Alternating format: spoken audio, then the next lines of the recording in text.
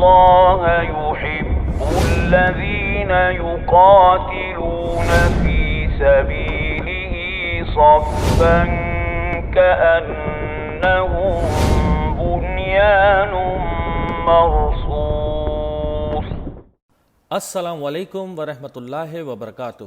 میں ہوں محمد ارشاد صدیقی اور آپ دیکھ رہے ہیں حقائق کی تلاش۔ ناظرین، ویڈیو شروع کرنے سے پہلے ہم اپنے نئے آنے والے دوستوں سے گزارش کرتے ہیں کہ چینل کو سبسکرائب کیجئے اور بیل آئیکن کو پریس کیجئے تاکہ ہماری ہر نئی آنے والی ویڈیو آپ تک بآسانی پہنچ سکے۔ دجال کا معاشی پیکج۔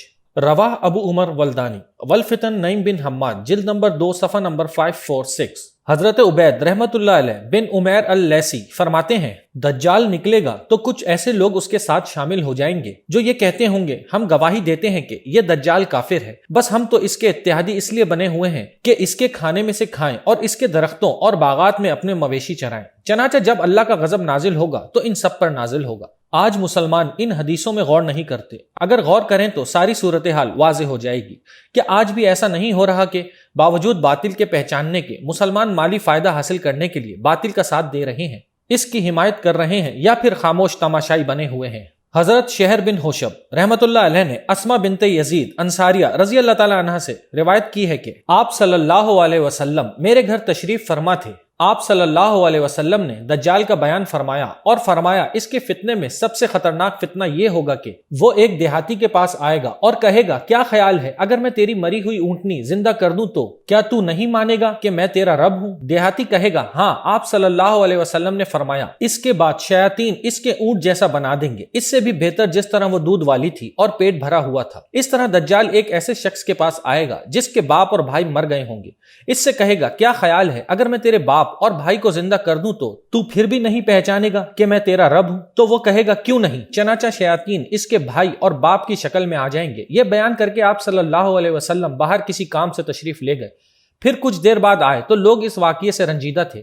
آپ صلی اللہ علیہ وسلم دروازے کی دونوں چوکھٹیں یا دونوں کواڑ پکڑ کر کھڑے ہو گئے اور فرمایا اسما رضی اللہ تعالی عنہ کیا ہوا؟ تو اسما رضی اللہ تعالی عنہ نے فرمایا یا رسول اللہ صلی اللہ علیہ وسلم، آپ نے تو دجال کا ذکر کر کے ہمارے دل ہی نکال دیے۔ اس پر آپ صلی اللہ علیہ وسلم نے فرمایا اگر وہ میرے ہوتے ہوئے نکل آیا تو میں اس کے لیے رکاوٹ بنوں گا، ورنہ میرا رب ہر مومن کے لیے نگہبان ہوگا۔ پھر اسما رضی اللہ تعالی عنہ نے پوچھا یا رسول اللہ صلی اللہ علیہ وسلم، واللہ ہم آٹا گوندتے ہیں تو اس وقت تک روٹی نہیں پکاتے جب تک بھوک نہ لگے، تو اس وقت تک اہل ایمان کی حالت کیا ہوگی؟ آپ صلی اللہ علیہ وسلم نے فرمایا ان کے لیے وہی تسبیح اور تمہید کافی ہوگی جو آسمان والوں کو کافی ہوتی ہے۔ الفتن نعیم بن حماد جلد نمبر 2 صفحہ نمبر 535۔ یہ روایت کچھ الفاظ کے فرق سے امام احمد نے بھی روایت کی ہے۔ اس میں یہ بھی اضافہ ہے آپ صلی اللہ علیہ وسلم نے فرمایا جو میری مجلس میں حاضر ہوا اور جس نے میری بات سنی تو تم میں سے موجود لوگوں کو چاہیے کہ وہ ان باتوں کو ان لوگوں تک پہنچا دے جو اس مجلس میں موجود نہیں تھے۔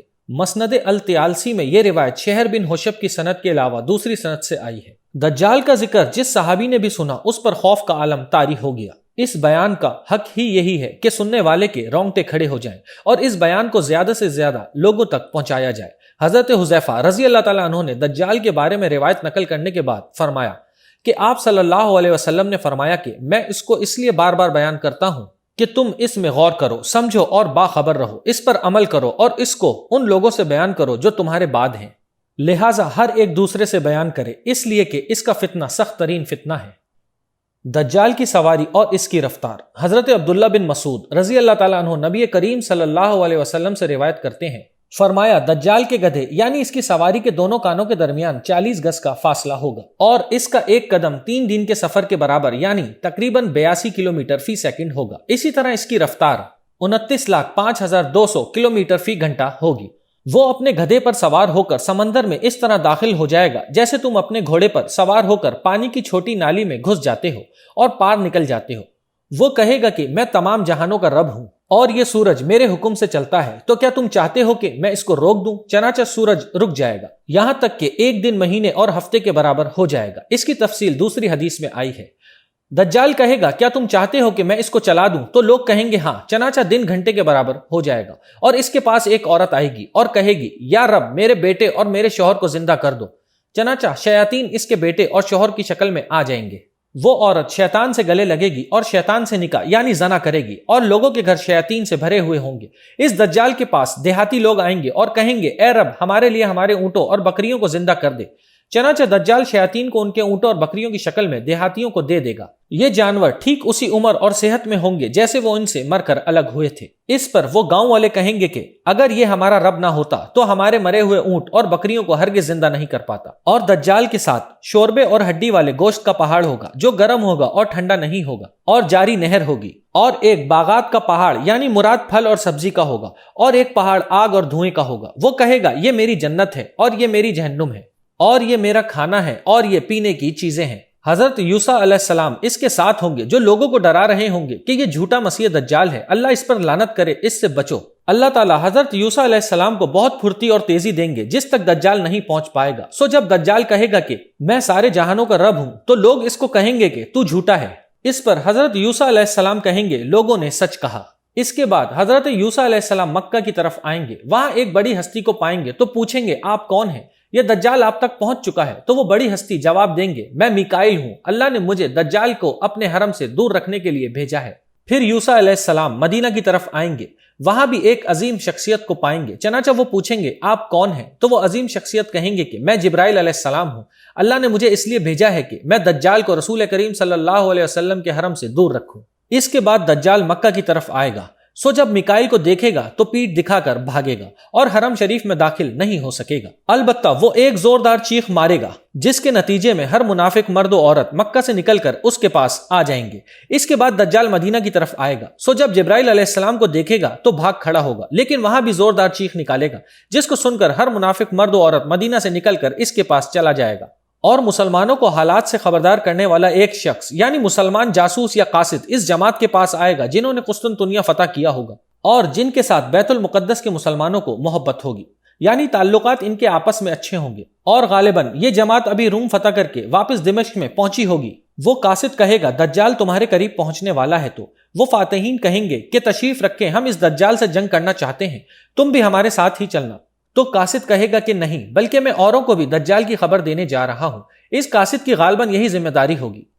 چنانچہ جب یہ واپس ہوگا تو دجال اس کو پکڑ لے گا اور کہے گا کہ دیکھو یہ وہی ہے جو یہ سمجھتا ہے کہ میں اس کو قابو نہیں کر سکتا، لو اس کو خطرناک انداز سے قتل کر دو۔ چنانچہ اس قاصد کو آروں سے چیر دیا جائے گا۔ پھر دجال لوگوں سے کہے گا کہ اگر میں اس کو تمہارے سامنے زندہ کر دوں تو کیا تم جان جاؤ گے کہ میں تمہارا رب ہوں؟ لوگ کہیں گے کہ ہمیں تو پہلے سے ہی معلوم ہے کہ آپ ہمارے رب ہیں، البتہ مزید یقین چاہتے ہیں، لہٰذا دجال اس کو زندہ کر دے گا تو وہ اللہ کے حکم سے کھڑا ہو جائے گا۔ اللہ تعالیٰ دجال کو اس کے علاوہ کسی اور پر یہ قدرت نہیں دے گا کہ وہ اس کو مار کر زندہ کر دے۔ پھر دجال اس قاصد سے کہے گا کہ کیا میں نے تجھے مار کر زندہ نہیں کیا، لہٰذا میں تیرا رب ہوں۔ اس پر وہ قاصد کہے گا اب تو مجھے اور زیادہ یقین ہو گیا ہے کہ میں ہی وہ شخص ہوں جس کو نبی کریم صلی اللہ علیہ وسلم نے حدیث کے ذریعے بشارت دی تھی کہ تو مجھے قتل کرے گا پھر اللہ کے حکم سے زندہ کرے گا، اور حدیث کے ہی ذریعے مجھ تک یہ بات بھی پہنچی ہے کہ اللہ میرے علاوہ تیرے لیے کسی اور کو دوبارہ زندہ نہیں کرے گا۔ پھر اس ڈرانے والے قاصد کی کھال پر تانبے کی چادر چڑھا دی جائے گی جس کی وجہ سے دجال کا کوئی ہتھیار اس پر اثر نہیں کرے گا، نہ تو تلوار کا وار، نہ چھری، اور نہ ہی پتھر، کوئی چیز اس کو نقصان نہیں پہنچا سکے گی۔ چنانچہ دجال کہے گا اس کو میرے جہنم میں ڈال دو، اور اللہ تعالیٰ اس آگ کے پہاڑ کو اس ڈرانے والے قاصد کے لیے سرسبز باغ بنا دیں گے، لیکن دیکھنے والے یہی سمجھیں گے کہ یہ آگ میں ڈالا گیا ہے، اس لیے لوگ شک کریں گے۔ پھر دجال جلدی سے بیت المقدس کی جانب جائے گا، تو جب وہ عفیق کی گھاٹی پر چڑھے گا تو اس کا سایہ مسلمانوں پر پڑے گا، جس کی وجہ سے مسلمانوں کو اس کے آنے کا پتہ لگ جائے گا، تو مسلمان اس سے جنگ کے لیے اپنی کمانوں کو تیار کریں گے، یعنی جو بھی اسلحہ دور مار کرنے والا ان کے پاس ہوگا۔ یہ دن اتنا سخت ہوگا کہ اس دن سب سے طاقتور وہ مسلمان سمجھا جائے گا جو بھوک اور کمزوری کی وجہ سے تھوڑا سا آرام کے لیے ٹھہر جائے یا بیٹھ جائے، یعنی طاقتور سے طاقتور بھی ایسا کرے گا۔ اور مسلمان یہ اعلان سنیں گے اے لوگو تمہارے پاس مدد آ پہنچی ہے، یعنی حضرت عیسیٰ بن مریم علیہ السلام۔ الفتن نعیم بن حماد جلد نمبر 2 صفحہ نمبر 443۔ سواری کی یہ رفتار ہم نے ایک قدم میں 3 دن کا سفر طے کرنے سے لی ہے، یعنی ایک قدم 1 سیکنڈ کا ہوا۔ 3 دن کا شرعی سفر 48 میل ہے جو درمیانہ قول کے مطابق 82 کلومیٹر بنتا ہے، یعنی 82 کلومیٹر فی سیکنڈ کی رفتار سے وہ سفر کرے گا۔ مسلم شریف میں نواس بن سمعان رضی اللہ تعالیٰ عنہ کی روایت میں اس کی رفتار کے بارے میں گزرا ہے جیسے وہ بارش جس کو ہوا اڑا لے جاتی ہے۔ عفیق ایک پہاڑی راستے کا نام ہے جہاں دریائے اردن بحیرہ طبریہ سے نکلتا ہے۔ اس علاقے پر اسرائیل نے 1967 کی جنگ میں قبضہ کر لیا تھا۔ عفیق کا دوسرا نام اینٹی پیٹرس بھی ہے۔ بائبل کے مطابق عفیق وہ جگہ ہے جہاں عیسیٰ علیہ السلام نے بپتسمہ لیا تھا۔ اور اس وقت بھی یہاں بپتسمہ کے لیے بڑی تعداد میں لوگ آتے ہیں۔ الفتن نعیم بن حماد جلد نمبر 2 صفحہ نمبر 548۔ حضرت عبداللہ رضی اللہ تعالیٰ عنہ فرماتے ہیں کہ دجال کے گدھے کے کانوں کے سائے میں 70,000 افراد آ جائیں گے۔ حضرت کعب رضی اللہ تعالیٰ عنہ فرماتے ہیں کہ جب دجال اردن میں آئے گا تو وہ طور پہاڑ، صابور پہاڑ اور جودی پہاڑ کو ہلائے گا، یہاں تک کہ یہ تینوں پہاڑ آپس میں اس طرح ٹکرائیں گے جیسے 2 بیل یا 2 مینڈھے آپس میں سینگ ٹکراتے ہیں۔ الفتن نعیم بن حماد جلد نمبر 2 صفحہ نمبر 537۔ الاصابہ جلد نمبر 6 صفحہ نمبر 472۔ حضرت نہیک بن سریم رضی اللہ تعالیٰ عنہ فرماتے ہیں رسول کریم صلی اللہ علیہ وسلم نے فرمایا تم ضرور مشرکین سے قتال کرو گے، یہاں تک کہ تم میں سے اس جنگ میں بچ جانے والے دریائے اردن پر دجال سے قتال کریں گے۔ اس جنگ میں تم مشرق کی جانب ہوگے اور وہ دجال اور اس کے لوگ مغرب کی جانب۔ مشرکین سے مراد اگر یہاں ہندو ہیں تو یہ وہی جنگ ہے جس میں مجاہدین ہندوستان پر چڑھائی کریں گے اور واپس آئیں گے تو عیسیٰ بن مریم علیہ السلام کو پائیں گے۔